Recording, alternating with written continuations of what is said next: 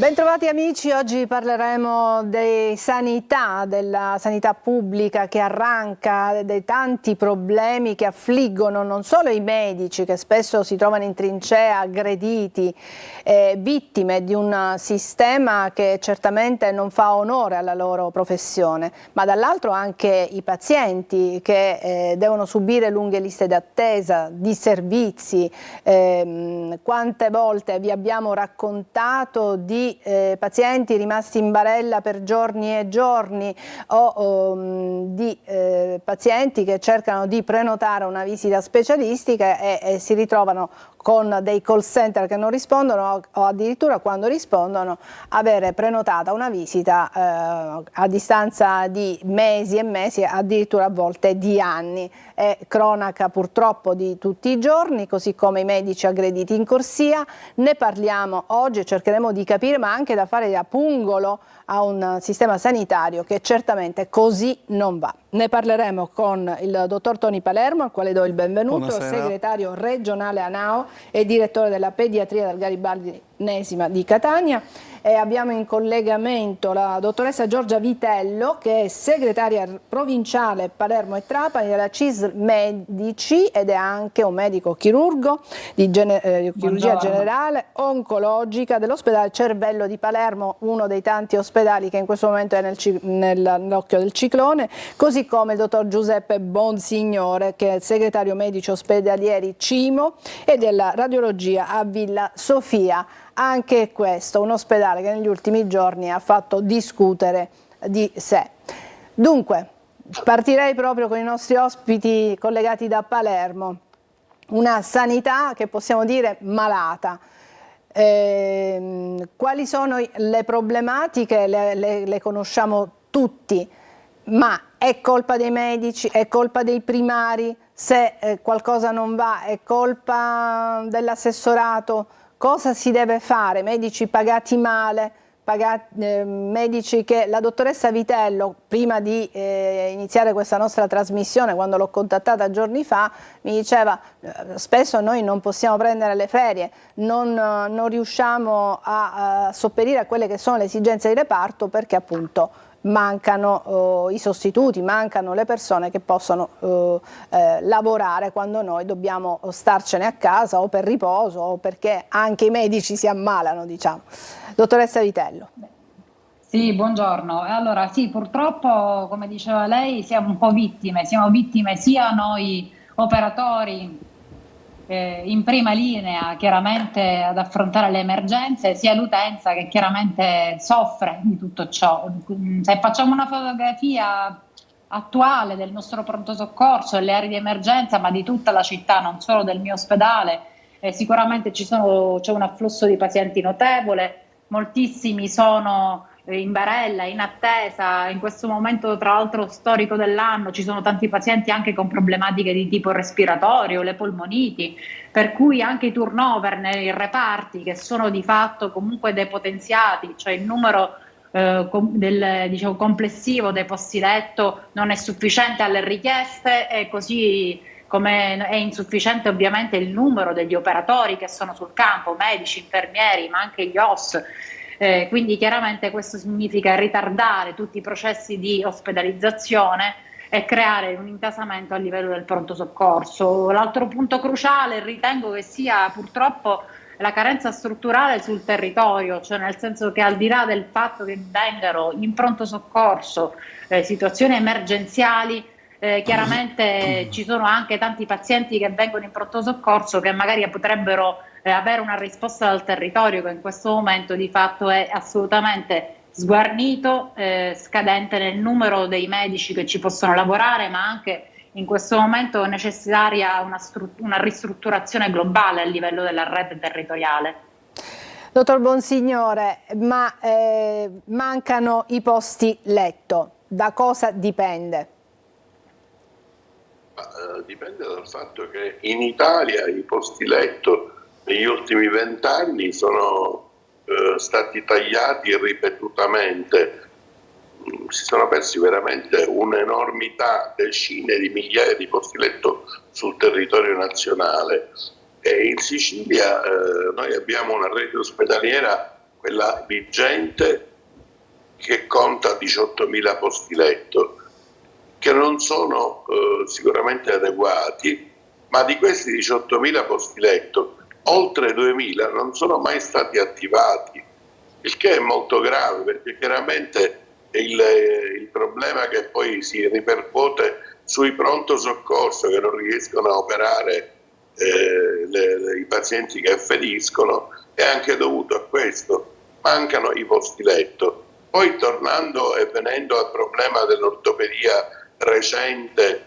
verificatosi a Palermo e provincia, dobbiamo dire che c'è una sorta di follia organizzativa, nel senso che i posti letto della sanità pubblica di ortopedia a Palermo e provincia sono 110 e quelli del privato sono 185, quindi già questo la dice lunga su una anomalia. Se pensiamo che nel mese di dicembre le cliniche private accreditate hanno chiuso i battenti e quindi sono venuti improvvisamente meno 185 posti letto di ortopedia, e allora è la tempesta perfetta che si è puntualmente verificata, però la gestione politica e anche mediatica di questa vicenda ha lasciato molto a desiderare, perché non si è puntata l'attenzione sul vero problema, preferendo colpevolizzare i vertici di un'azienda ospedaliera di Palermo e pretendendo di fatto le dimissioni del direttore sanitario, che per dignità si è dimesso, ma che ha respinto tutte le accuse, e anche noi riteniamo che ne abbia ben poche la vicenda. Sì, nel frattempo sto controllando i messaggi lunghissimi che arrivano dai nostri telespettatori. C'è proprio una donna che ci scrive che è in attesa proprio a Villa Sofia e Cervello. Il reparto di urologia è stato trasferito all'ospedale Cervello, purtroppo non si è tenuto conto dei disagi dei pazienti. Mia mamma è una signora di 90 anni, invalida al 100%, non riconosciuta con la legge 104, insomma ha ricevuto un messaggio in cui viene trasferita da un ospedale all'altro, ma si parla delle emergenze, delle urgenze. Una volta la professione del medico era una professione, come dire, di prestigio, molti giovani si iscrivevano proprio all'università, in questa facoltà, eccetera. Adesso invece è poco appetibile, soprattutto fare il medico in un pronto soccorso. Sì, dottor Palermo. È poco appetibile, diciamo, lavorare in ospedale pubblico in questo momento, perché le università per fortuna sono ben rifornite, anzi gli studenti escono, si formano, lo Stato paga tanti soldi perché vengono formati, siamo tra i migliori in Europa se non nel mondo. È ovvio che oggi come oggi, con quello che sentiamo dire, i ragazzi non vengono a lavorare nell'ospedale, vanno a lavorare in Europa, quindi abbiamo fatto un calcolo, è come se ogni studente costa allo Stato quanto una Ferrari e noi ogni anno regaliamo decine e decine di Ferrari all'Europa o al mondo, no? L'ospedale perché è poco appetibile? Perché ormai il ragazzo, i giovani che sanno che disponibilità di lavoro ce n'è tanta, non decidono di andare a lavorare dove stanno male, dove starebbero male, dove verrebbero insultati, presi a botte o mal pagati o addirittura non possono andare in ferie. Quindi ci sono situazioni veramente abnormi. Questo ovviamente, come diceva il dottore Bonsignore, è frutto di una tempesta perfetta, perché in questi anni si è sempre di più disinvestito sulla sanità pubblica. Ricordiamo a tutti nel 2007 l'allora governo nazionale tagliò qualcosa negli anni successivi come 35 miliardi, che sono quelli che giusto giusto servirebbero in questo momento alla sanità nazionale per poter riprendere quantomeno gli standard di allora, di un tempo. Ora noi invece stiamo lavorando in condizioni veramente di grosso disagio. con grosse difficoltà, non si era mai visto un medico aggredito all'interno di un reparto, invece in questo momento è diventato quasi una moda prendere a botte e insultare il medico. Come diceva lei, prima il medico era visto come, insomma, una figura di riferimento all'interno di una città, di un quartiere, di un paese. Ora siamo carta straccia, se sei curato bene ok, era dovuto, se sei curato male apriti cielo. Però vorrei fare notare che tutte le denunce che arrivano ai medici fatte che lavorano nella sanità pubblica, il buon 94-95% finisce in un niente. Quindi ormai anche quella è una moda che vede il cittadino che dice: ma a male che va mi prendo qualche cosa. Oramai negli ospedali non può succedere niente, non si può più non può più nulla andare male, deve andare per forza tutto bene. Cioè, in realtà lei è dice, tutto così. non si può più morire in ospedale perché sicuramente è colpa del medico. È colpa del medico perché è così, perché ormai la pubblicità, il luogo comune, il buon pensare è questo. Il cittadino non sa che invece trova nel medico il suo migliore alleato, l'alleanza tra cittadino e medico. Noi stessi siamo cittadini, non avremmo alcun motivo di comportarci male. È chiaro che nascondiamo un disagio lavorativo importantissimo e non posso pensare che noi medici in questo momento usciamo di casa e non sappiamo se ci ritorniamo a casa o in che misura ci rientriamo. Diciamo che è venuta a mancare la fiducia e la stima per quanto riguarda, perché il sistema che va così male poi si ripercuote sulla figura del medico che non è efficiente, certo. E quindi il cittadino non ha più fiducia. C'è una nostra telespettatrice, Tania, che ci dice: le liste di attesa negli ospedali possono essere eliminate assumendo personale, abolendo l'intramenia e pagando di più lo stipendio ai medici, così lavoreranno solo per l'ospedale. Tutti i medici, ma specialmente i più giovani, devono essere mandati per il mondo a corsi di specializzazione, a imparare tecniche nuove, così da essere preparati e interessati, naturalmente senza poi essere bistrattati dai vecchi, specialmente i primari, che non sopportano chissà cose nuove. Invece i primari, molto spesso anche ignoranti, devono portare avanti questi giovani in un reparto. Si illumina. È la signora Tania che ci dice e fa queste riflessioni che credo siano però lo specchio di quello che pensano l'80% dei nostri telespettatori. Nel frattempo vi invito, se volete intervenire, al 342 7455 005 con un messaggio. Vedevo la dottoressa Vitello che acconsentiva con No, purtroppo devo dire la verità, sicuramente l'espressione del pensiero della signora che ha mandato il messaggio sicuramente è un pensiero molto diffuso nella cittadinanza, però devo dire che non è così, cioè nel senso che noi abbiamo comunque fior di professionisti e devo dire che anche i cambi generazionali in questi ultimi anni hanno anche svecchiato un po' quella che è diciamo, proprio c'è stato un grande turnover di pensionamenti che da una parte ha aggravato la carenza dell'organico. Però dall'altro c'è tanto spazio per tutti i colleghi che sono prossimi alle specializzazioni o che sono già neospecialisti.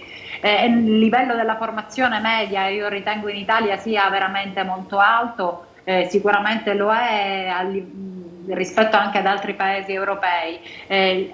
L'organizzazione, le strutture spesso mancano, diciamo, questi sono i due punti che non fanno emergere quelle che sono le competenze degli professionisti. Se in area di emergenza abbiamo un medico che accoglie e accetta tutti i codici che arrivano, è chiaro che in 6 ore di servizio non può vedere 60-70 pazienti, quindi io ritornerei sul fatto che la prestazione sanitaria diciamo, viene erogata diciamo, tra virgolette, percepita dalle persone in maniera non assolutamente corretta, soprattutto perché il livello di stress che si sviluppa in queste aree non consente nemmeno un adeguato dialogo con i pazienti che accedono. Sì, e poi altra lamentela da parte dei medici è quella che si è diventati troppo burocrati, cioè la burocrazia non vi agevola.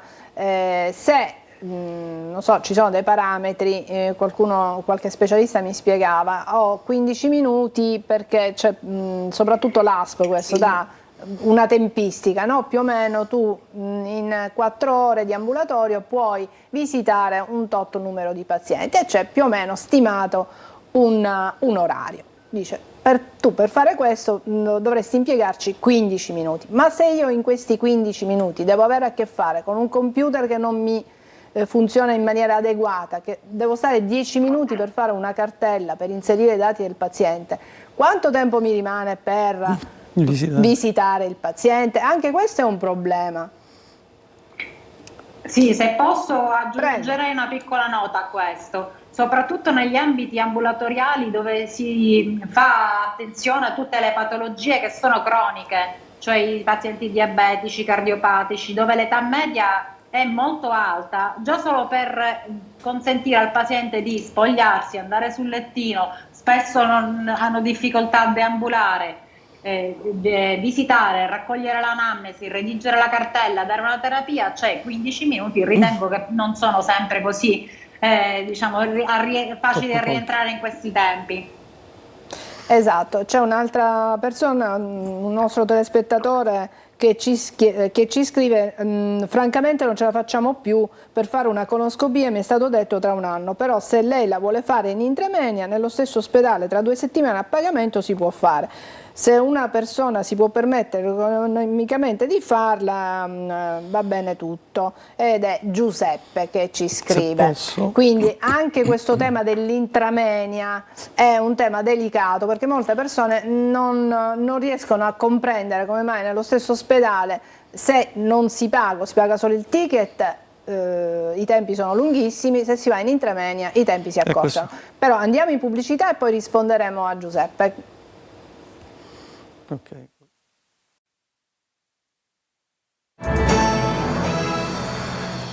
Eccoci, stiamo parlando dei mali della sanità che purtroppo i cittadini vivono sulla loro pelle, ma che trasformano i medici spesso anche in vittime di un sistema che non funziona. Un nostro telespettatore Giuseppe parlava dell'intramenia, delle visite cioè che si possono fare nello stesso ospedale, accorciando quelle che sono le attese per una visita. Ecco, dottore Palermo, su questo vorrei fare chiarezza, perché Giuseppe ha ragione, ma bisogna chiarire un messaggio. Il medico lavora un tot ore, è pagato per lavorare un tot ore in base a quello che può fare all'interno della struttura pubblica, ma a lui è concesso di fare un'attività di libero professione al di fuori del suo orario di servizio. Quindi se le liste d'attesa, perché uno si prenota in ospedale, sono piene o sono tante perché i medici sono pochi che fanno quel servizio e non riescono a compensare le visite con tutti gli incentivi che sono stati erogati dallo Stato, eccetera, si mette a disposizione in libera attività per smaltire le liste d'attesa. È una cosa che deve sapere il cittadino, che spesso l'ospedale, quando le liste d'attesa sono molto lunghe, l'ospedale compra prestazioni dal medico che fa intramenia e le mette a disposizione del cittadino, quindi il cittadino pagherebbe solo la quota della ricetta e il resto lo comprerebbe l'ospedale, ma questo è ovvio che deve essere l'amministrazione dell'ospedale a decidere di farlo, quindi vorrei fare chiarezza, non è sempre colpa del medico, oramai sia la politica che anche il cittadino che sente molti politici parlare, diciamo che il medico dà sul medico una colpa che poi in realtà non è sua. Quindi il medico che lavora in intramenia, lei dice, ha concluso le sue ore per l'ospedale di lavoro, ed è come se stesse facendo quella sua visita privatamente, non nel suo studio ma sempre in ospedale, sì, però è extra al di fuori dell'orario di del suo orario di lavoro. Dottor Bonsignore, qualcuno ci scrive: esiste il volontariato sanitario? Potrebbe aiutare in qualche modo nell'alleviare lo stress del personale professionale? Ma, qua stiamo parlando di fantascienza, volontariato, lasciamo perdere, insomma, mi dispiace il cittadino fa una domanda che ritiene legittima, che però non sta né in cielo né in terra. Mi dispiace dirlo senza mezzi termini, io sono abituato a parlare in maniera diretta, senza troppi giri di parole. Tornando invece alla prima messaggio, alla prima telefonata che avete ricevuto, ecco, da quelle affermazioni dell'utente, che scrive, traspare chiaramente quello che è un fenomeno generalizzato, e cioè che non sono delle domande poste né a voi né ai medici, sono delle affermazioni, delle delle sicurezze che derivano probabilmente dall'avere consultato internet, il dottor Google, bypassando quello che è la realtà dei fatti. E quindi si ingenerano delle situazioni di conflittualità anche ideologiche a questo punto, che poi sfociano nei episodi che vediamo ogni giorno di aggressione verbale, se non addirittura fisica, come ieri è capitato al Policlinico di Catania e giorni fa nel reparto di pediatria. Scusate.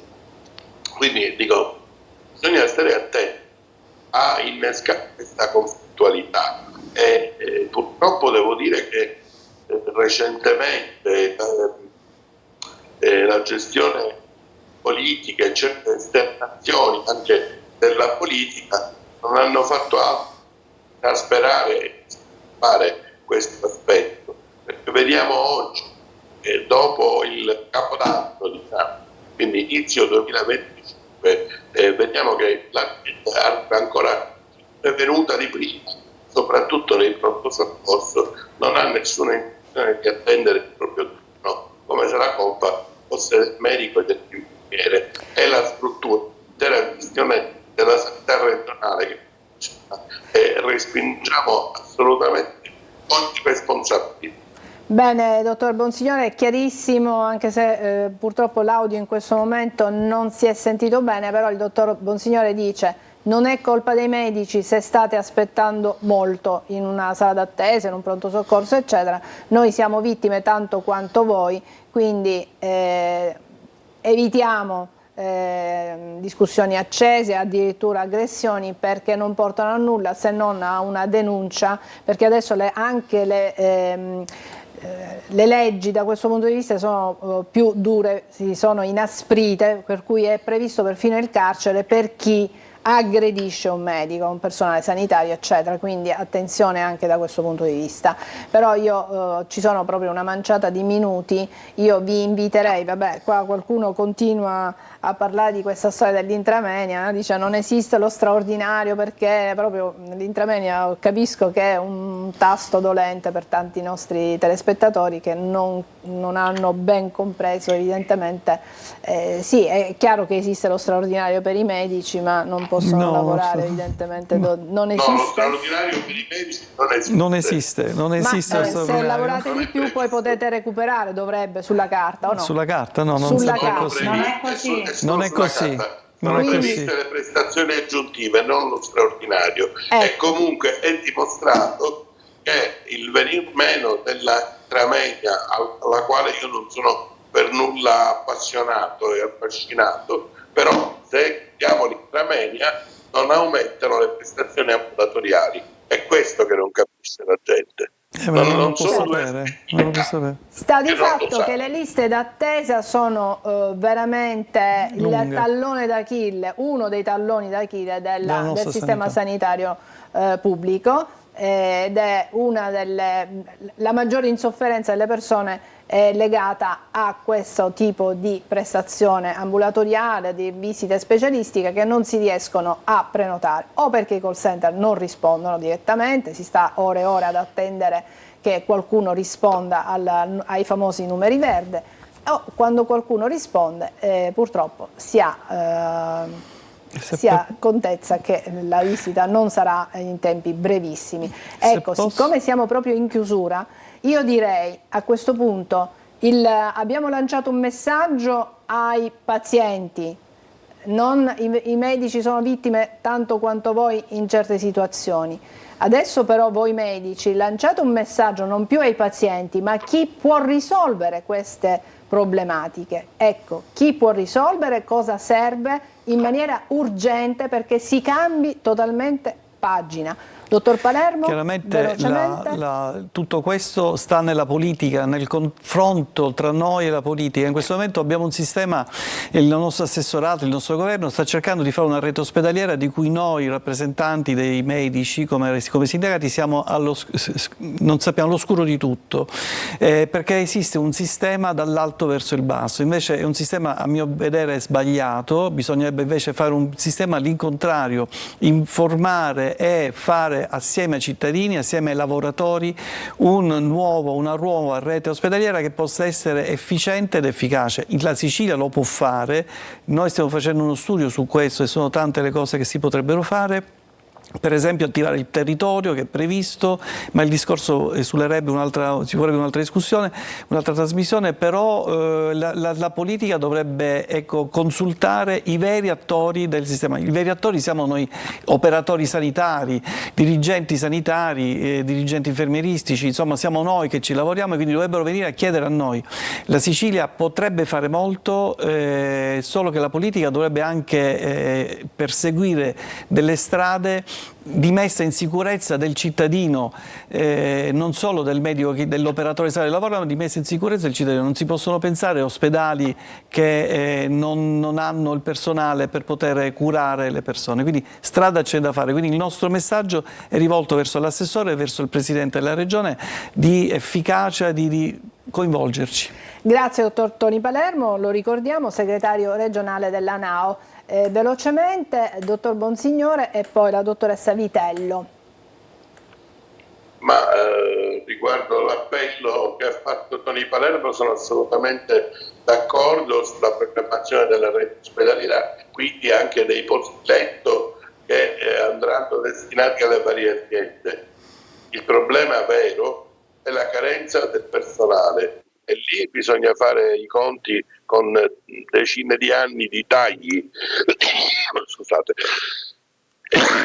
Concorsi, cosa si deve fare nell'immediato? I concorsi si fanno. Il problema è che mancano gli specialisti e quindi oggi si bandiscono concorsi per il pronto soccorso e si presentano pochissimi medici. E questo l'abbiamo poc'anzi detto, perché i giovani non vogliono andare a lavorare nelle strutture di emergenza. Che la politica ritorni a rendere attrattive certe discipline che oggi sono state abbandonate. Esatto.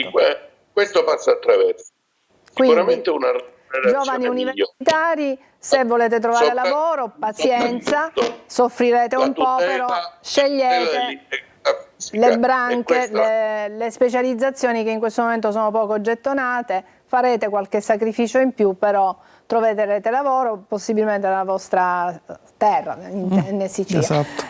Ricordiamo che il dottor Giuseppe Bonsignore è segretario medici ospedalieri da Cimo.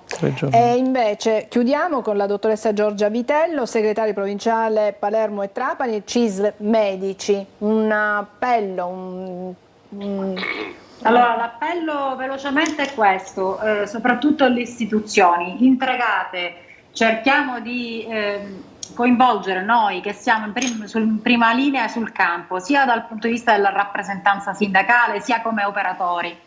Quindi un'interlocuzione seria, costante e programmata su quelle che sono le scelte del nostro sistema sanitario. Io ritengo che ci possono essere dei buoni margini per ricostruire tutto il nostro sistema salute a livello regionale, perché quando le cose le facciamo bene. E l'altra cosa è sicuramente cercare di incentivare i medici a restare nel sistema sanitario pubblico, saperli valorizzare, dare gli strumenti anche di lavoro adeguati, integrare in maniera costruttiva, ragionata e guidata anche quella che è l'integrazione della sanità privata.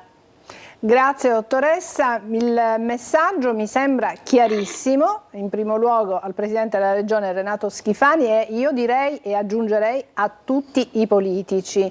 Basta con la politica nella sanità, non scegliamo i manager, i dirigenti eccetera per vicinanza politica, cerchiamo di dare spazio a persone qualificate, brave, che ci sono, non mettiamoli ai margini, ascoltiamo chi nel pubblico ci lavora e quindi i medici, gli infermieri, le persone che c'è e ci sono anche i sindacati, perché questi medici e questo personale sanitario ci sono diversi sindacati, per cui ascoltiamo chi lavora veramente nel pubblico.